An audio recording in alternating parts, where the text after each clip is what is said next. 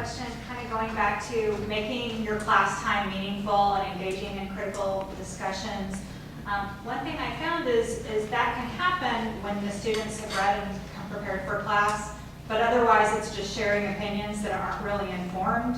So my question is, if your generation doesn't particularly like to read textbooks, what makes you do it anyway? Or what makes you, what motivates you and your classmates to read and come to class? What have the professors done to encourage more of that? That can kind of tie into the confidence thing, because I know one of my professors, literally he will just spit out questions from the textbook, like in the middle of a lecture. And if you don't know the question, you get a point off your final grade. Like that's just the end of it.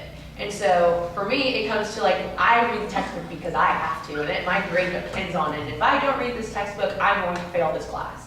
And so I think a lot of the times it's because we have to, like we have no other choice. What are we going to do, fail? No, we can't do that, So quizzes or other things that are on the reading, like if, for example, if I had a reading that I assigned, we were going to do a discussion that day, if I said, okay, you're going to take a quiz at the beginning of class over the reading, would you more likely come prepared? Two ways I've encountered professors approaching accountability for reading. One, in a different section of my music history class, our professor would essentially give us notes, but they were really thin outlines of his lecture, but the notes would have blanks all throughout it. So it would keep us accountable for paying attention and taking notes during lecture. And at the end of every section, because he's sectioned off by topic, so if we're talking about Italian opera, and next we're going to shift to development of the French ballet, like after the Italian opera section, there would be review questions that he would come to the next lecture, and he kept, whether mentally or on paper, a roll of who was showing initiative and asking questions. And whenever there were students that weren't answering these questions or being proactive in class and in the lecture, he would talk to them individually. Like, I noticed you have not been speaking up in class. Like, are you getting the information? Is this sticking for you, or are you nervous, or you just don't want to do it? And that's something that I saw was really helpful. But at the same time, another technique, or I guess approach that I've encountered now is that I'm taking another education class, and our teacher gives us readings, but instead of saying you're going to be quizzed, she expects us to take reading notes in which she has different symbols that we use. And so on our own independent notes, we had to draw a triangle for information that we didn't know that we found was interesting. And then a circle for things that we knew or had heard about, but we're finding more about. And then a square for things that they had questions about and that got answered or need to be answered. And we turn those notes in, so that shows us like the processes that we're going through, that shows her the processes we're going through, and also the things that we're getting and things that we aren't getting. I know, I'll read for a class.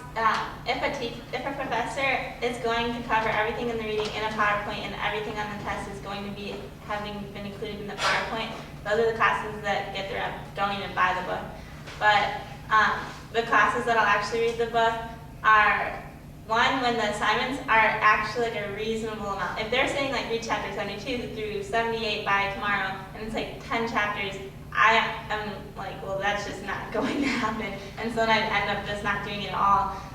But if it's a reasonable amount that can be done, and if the class, if you have to either be engaged in the class or for the exam, then I will as well. And I think the most helpful is when the professor has it more on your own time, not like this by this time, but rather by this exam have read like all these chapters, because then we can fit it in more, because we have other classes with crazy exam weeks. And so if, like, I know if all the nursing majors have a psych test on Tuesday, and then our adult professor says read 5 chapters by that same day, no one's going to have done that, because we will have all been studying the whole night for that. And so I guess flexibility with our timeline of when we will give us more probability of doing it. I think also it depends on the type of class. If it was a major-related class, it's my career choice. So I think you should assume that I'm an adult and don't like penalize me if I don't do the reading. Because if I'm not interested, I'm probably not going to do the reading, and I should probably change my major. But I think for the core classes, you need to put some sort of incentive to make them do the reading. Because as much as I enjoy my core classes, I'm always going to invest my time in my major classes first. So I enjoy my sustainability class, but if I have a modus exam tomorrow, the first thing that gets dropped off is the reading that I have to do for sustainability. But if there is some sort of incentive or a possible loss of a grade, I would do the reading. I'd make it happen. But I think in terms of major-related classes, I'm not the biggest fan of professors who kind of, I like to be treated as like a mature adult in terms of, come to class, don't come to class. It's your choice, it's your major. If you really care about it, you would be mature about it. I don't like professors who like take points off if you don't come to class, or they'll show you slides that you can only see if you come to class, and they won't post it online, so you have to come to class. I think that's silly. Like, if I'm an engineering major, I enjoy engineering, so I will take an extra effort to come out to the classes. So. I probably disagree because I don't know, I like professors that are very excited and eager in our learning and in fostering learning, and I don't know, it's fun to show up to a class where the professor, you really feel like you're missed if you're not there, and the students are there. I don't know, when a class, like, I've had lectures that you look around and you're like, I didn't even know there's 100 people in this class because no one shows up until the test day. But, I don't know, when people are there, I don't know, I don't know. I guess it just makes me feel like the professor's more invested, and it's not just like, well, whatever, it's on you, like, up to you, but I don't know, I guess like the enthusiasm for learning. No, I'm not saying the professor should be less enthusiastic. I feel like the students should meet them halfway in terms of assume that you have mature students who want to learn what you're teaching them. I know it's a stretch, but Yeah, and I think that if you're a core teacher, you shouldn't necessarily have to be more flexible with your reading or any of that, because in the end, the grade still counts the same. It doesn't matter if you're taking a class in your major or if you're a core class, the A is an A, B is a B, whatever.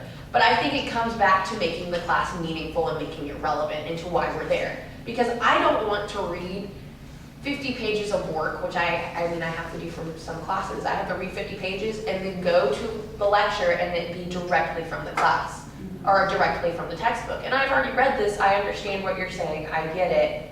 Let's move on, let's learn something new. And the only reason I go to those classes is because we take attendance. And so I think it comes back to making it relevant and not necessarily teaching straight from the text, but rather making it more applicable to real life and making it, telling us about what you did and why you use this and how it's important to you, because TCU arguably has some of the best professors in the nation, and y'all aren't lacking of work experience. And so it's one of those things where we want to hear why you use this and why we're learning this, because if I know I'm not going to use this in the future and you're not enthusiastic about it and I have to learn it 3 or 4 times over and over again, then I don't want to use it.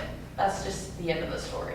And so I think we're more likely to brush those under the rug rather than, reading something than coming to class and learning why it's applicable to the real world. Yeah, another point on the relevance is something I have experienced more times than I thought I would in my collegiate career, is professors saying, I don't like the way your book says this, or I don't agree with this book. And that's obviously with more subjective history, subjects like history and things like that.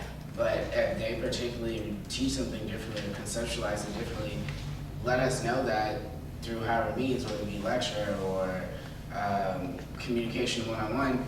And I said to say, if I'm teaching a unit on something and I tell my students to read these 3 chapters, but I don't necessarily agree or feel the way things are explained the best in those chapters, I would not say, go read these chapters. I would say, you need to pay attention to these sections, these chapters, or this set of pages, and then look at this, but know that we're going to talk about it differently. And then giving a heads up or just a cognizance of things, of what they're reading, instead of just giving people a conceptual, read this long list of page numbers because you're supposed to know all of it. That's overwhelming and stressful, especially for people who are well in their major and trying to get things done and trying to graduate on a very, very tight timeline. I like reading textbooks. I'd argue with this. I enjoy my textbook because I'm I mean, I'm able to sit there and to take, sit in my pajamas and sit in my room and read over if I don't understand it, and to Google if I don't understand it. And I can take the time to actually write notes in my book and to understand it. It's just when we're going back to class, like I said, and hearing it over again, hearing the same exact stuff that we just read, there's just no point in us being there. There's just absolutely no point. And we could be learning something completely new or learning how it's important to us. So I think that's where Speaking to that point, I've